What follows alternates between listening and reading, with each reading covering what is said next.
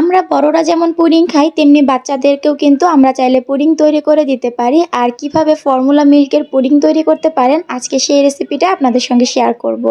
এখানে দেখতে পাচ্ছেন আমি ছোট সাইজের একটা ডিম নিয়েছি।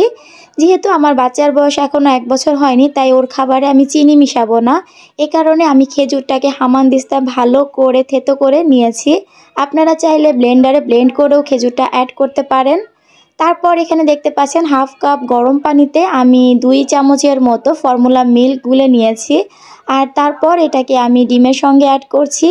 পানিটা কিন্তু কুসুম গরম নিয়েছিলাম যেন ডিমটা দলা পেকে না যায়। এখন আস্তে আস্তে এটাকে আমি ভালো করে মিশিয়ে নিচ্ছি ডিমের সঙ্গে।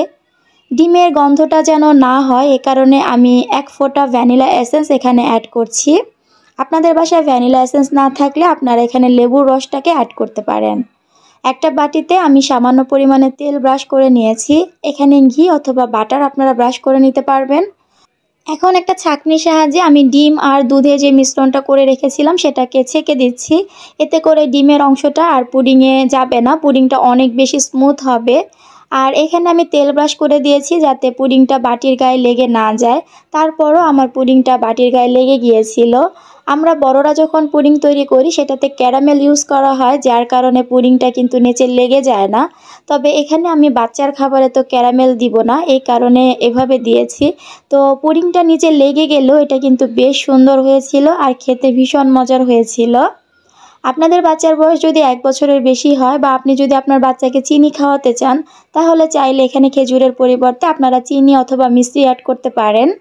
20 মিনিট জাল করার পর আমার পুডিংটা একদমই রেডি। এখন এটাকে আমি বাটি থেকে বের করব।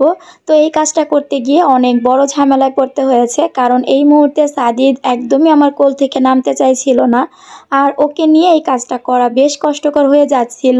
তবে কি আর করার, ওকে যেহেতু এটা খাওয়ানোর সময় হয়ে গেছে, এটা আমি ওকে বিকেলের নাস্তাতে দিব। তো অনেকটাই দেরি হয়ে যাচ্ছিল, এই কারণে ওকে সাথে নিয়েই কাজটা করতে বসেছিলাম। আর এই যে রেজাল্ট তো দেখতেই পাচ্ছেন, সে কিভাবে এখানে হিসু করে দিয়েছে। ভাগ্য ভালো যে হিসুটা আমার পুডিংয়ের মধ্যে করেনি, তাহলে তো পুরো পুডিংটাই নষ্ট হয়ে যেত। যাই হোক, অনেক যুদ্ধ করে ওকে সাথে নিয়েই আমি এই কাজটা শেষ করেছি।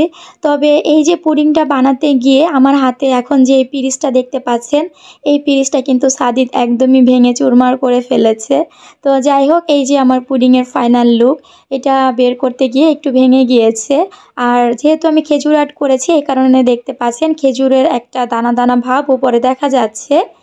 তবে পুডিংটা অনেক বেশি সফট হয়েছিল, এটা খেতেও ভীষণ মজার ছিল। আমি একটু খেয়ে দেখেছি। আর সবথেকে মজার বিষয় হচ্ছে সাদিদ এটা খেতে ভীষণ পছন্দ করেছে। তো